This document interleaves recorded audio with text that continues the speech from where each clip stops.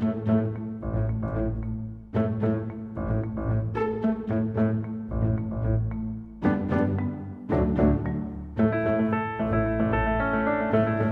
I'm Rajiv, and today I'm going to give you a tour of my storage lockers.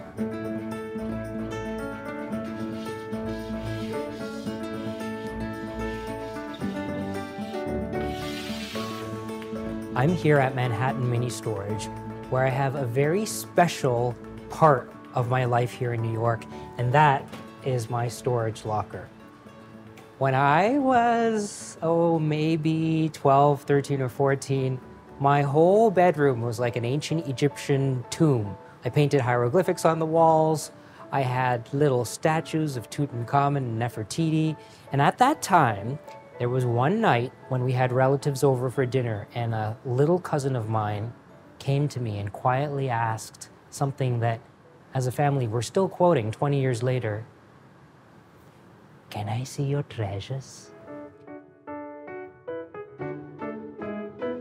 Every time I come to this door and take out the keys and I'm opening up the lock, I hear, can I see your treasures? Because that's really what's inside.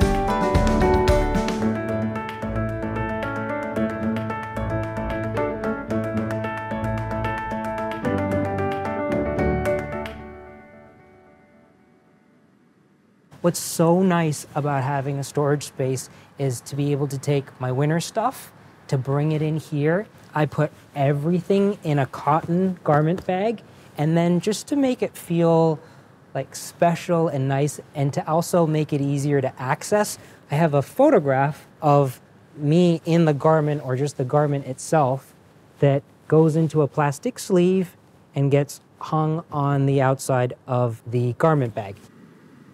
Even though it takes a lot more effort to set up a clothing rack like this, every single time I see this thing or use this thing or go to get a garment, it makes me feel excited.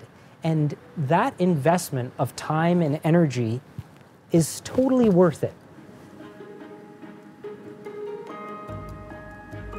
I use this storage unit to store things that I'm using seasonally, that I change when the seasons change, but this is also used as a kind of archive. This is the place that I store things that I'm not necessarily using as a reference regularly in my apartment, but I don't want to get rid of them. They're things that I love, they're things that I just will use every now and then, and coming here is such a wonderful feeling for me because it feels like it's like an extended closet of my apartment. The shelving is going to dictate how you're using the space and how much space you have to actually store things. These are big steel industrial shelves that are very easy to put together.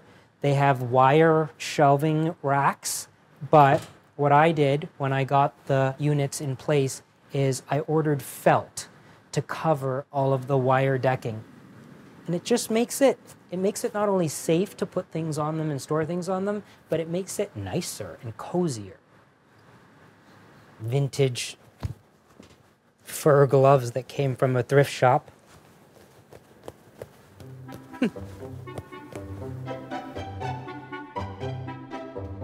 I have so many varied arts and crafts supplies, and putting them all in one place makes it difficult to pull out the supplies in an easy way. So I like to organize every specific thing in its own bin, labeled. Soap making, fabric, sewing, sign painting, paper marbling. Over there I have caning supplies, pigments, dyes, milk paint. It makes it easy to access, but it also makes it much easier to go through these things, which I do regularly, and get rid of the stuff that's old or stale or it's just dried up, which happens. So If you have art supplies, I think anybody who has art supplies can relate to this. You forget about some of the things, and then when you go to use them, they're all dried up. I'm constantly going through these bins and cleaning them up. When it comes to the actual containers in which you store things, I really love to mix old and new. I find that putting both side by side makes both of those things look beautiful. So in here, I've used plastic storage containers that are really sturdy. If you're buying these things, make sure they're good quality, because if you're opening up a lid over and over years, and I've had this experience, they break down. So investing in really good quality containers is worthwhile at the beginning. Let's go back to 1850. In 1850, they didn't have plastic totes. In 1850, they didn't have cardboard boxes. Guess what the 1850s cardboard box was? For shipping things around, for moving fish, for moving bottles of wine. Wicker. Wicker was the 19th century version of the cardboard box. It's also very beautiful. So I love incorporating wicker into this space, and these are things that I use. So it is currently not warm enough to be having regular picnics in New York, but we're getting there. And when that happens, I'm coming here. And I'll be taking this home, because guess what this is? This is my picnic basket. And look what's inside the picnic basket. Gingham, which is essential for a picnic. So this is the sort of thing, this is another seasonal thing that gets stored in the storage locker. We're not having picnics in the winter. How nice is this though? Just on the shelf. So nice. This room has a very high ceiling. It's 14 feet high in here. And to maximize the space, I set up shelves that are 10 feet high. So if you're setting up a storage space and you're really trying to maximize space and you're going to be putting things on high shelves, put the things at the top that you really are not going to need or that you think you're not going to be pulling down regularly. The top shelf is for things like press clippings, when I was in the newspaper or a magazine, bookbinding equipment. I'm not bookbinding regularly, like the leather used for covering a book. Taxes. Top shelf, top shelf. For me, specifically, the pottery is mostly going on the top shelf because there's a lot of it in here and I am not looking at the big pots regularly, but they also look really nice way up top. Function and form. You've got a lot of boxes, you've got a lot of containers. You might think you'll remember where you put something, but trust me, because this has happened to me before, you forget. You're so sure when you're putting things away, I'll remember that my journals are in this small box, and then you get back to the storage area 2 months later and you have no idea where your journals are and you end up having to open every box. So it really helps to categorize things and then to actually label the containers so that you can clearly see what the contents are. A label maker is a wonderful thing. When you're printing out labels, have fun. Have fun so that the labels actually, they not only inform you about what's on the inside of a box, but maybe they'll make you smile or laugh. So whenever there's opportunity for some play, I put a label on that makes me laugh. Print. Look what happens.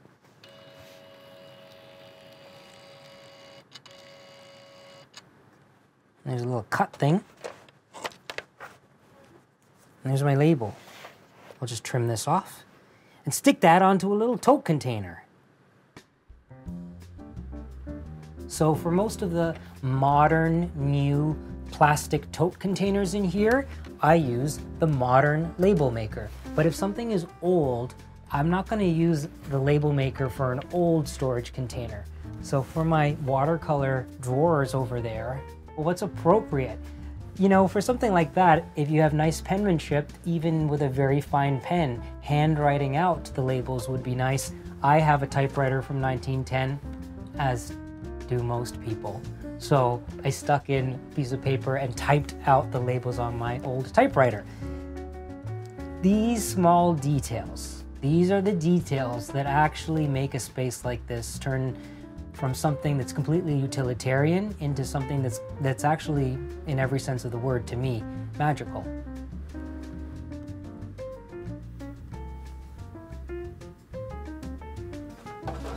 So this is the drawer that says exercises. These are exercises from my classes. Simple things, but things that I actually go through and look at to remind myself of the fundamentals that my teacher Marcelo taught me.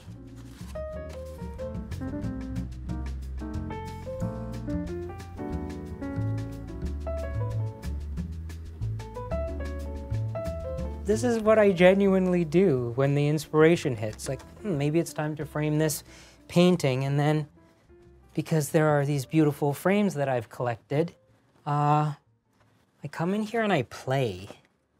That's what I like to call it, you know? It's this thing, like when we were kids, we played. And when we were playing, we had so much fun.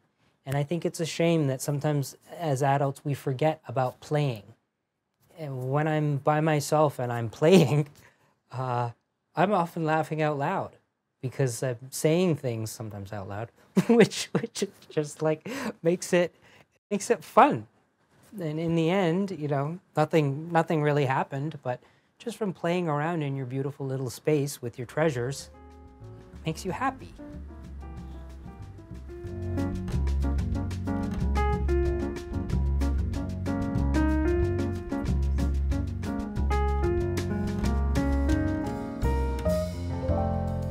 I paint portraits of dogs, and I paint them by commission, and I don't paint them from photographs. So it's really fun to get a commission to paint something and then to come in here and to pick out, like, oh, it's going to be a big dog.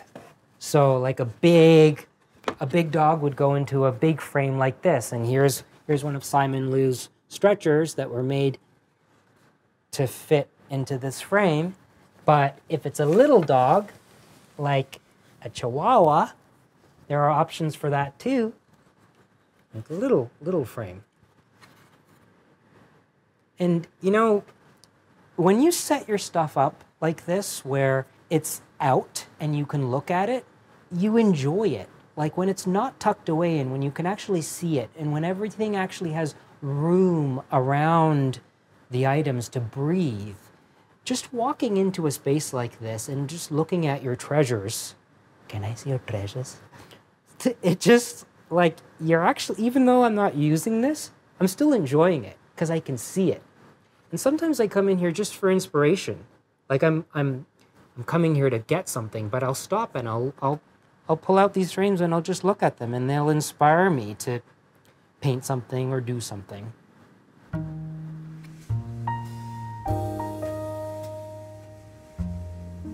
So like these Staffordshire spill vases over here, I made sure that I didn't put anything behind them because I did try, like I thought, oh, maybe I'll put all my Staffordshire together. And then when I started experimenting with it, I actually did this. I genuinely put the Staffordshire pieces together and I stepped away and I thought, you know, if I do that, these sheep get lost. And I had a thrill of walking in here and just seeing those sheep alone. Jesus, sorry, you have to go now. And like, don't they just look so nice up there by themselves? This is the thing about curating a space. You can't just cram everything together. Things need room around them to breathe so that you can really see them. And by seeing them, you enjoy them.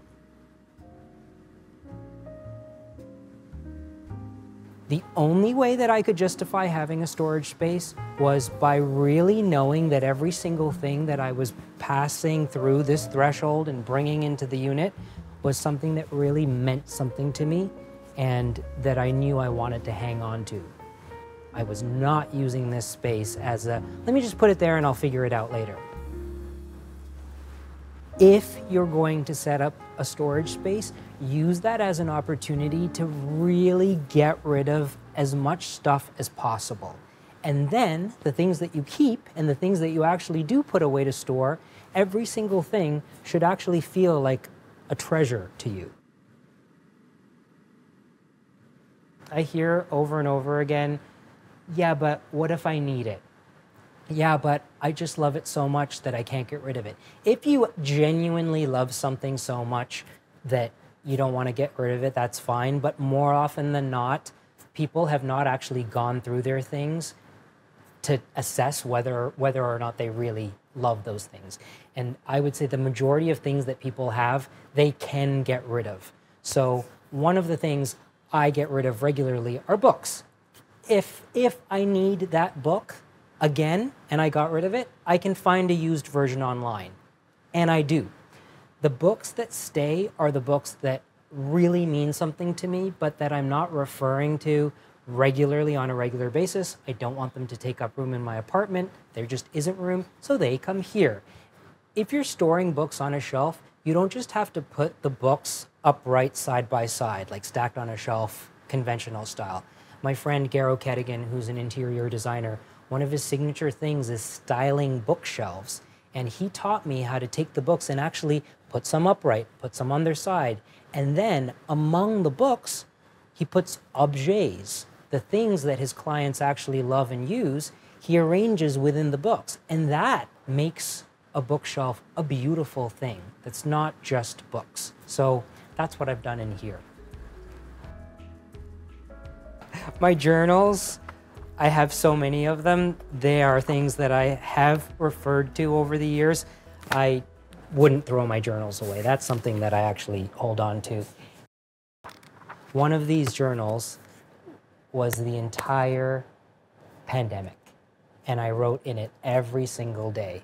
And at the time, I knew that we don't know how long this is going to go on, but I should record every day, because however long it is, I'll be able to have this and look back at every single day of what I did. And my pandemic journal is a real treasure to me.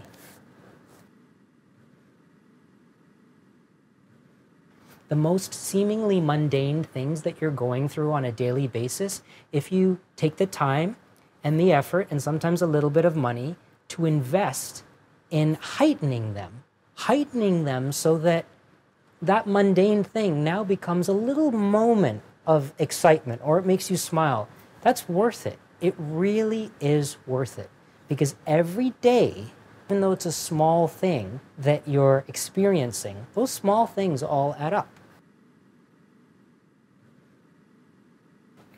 I remember a time when I was growing up and my excess things were in Rubbermaid bins. Every time I had to go into those bins to get something, there was a feeling of dread, like, ugh. And I think that's a common feeling for people, having to rummage through their storage to find something, like, oh, I gotta go in there and look for that thing.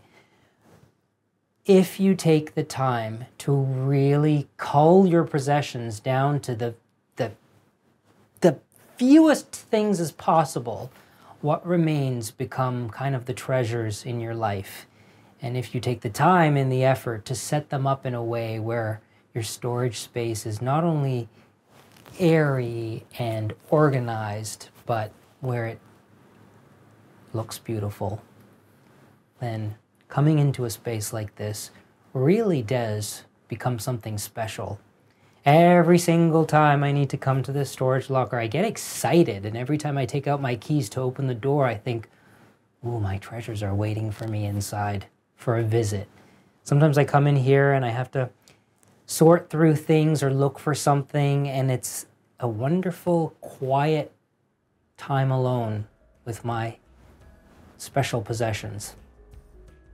There you have it, a tour of my beautiful storage space here at Manhattan Mini Storage, which I love so much. Thanks for watching. Goodbye.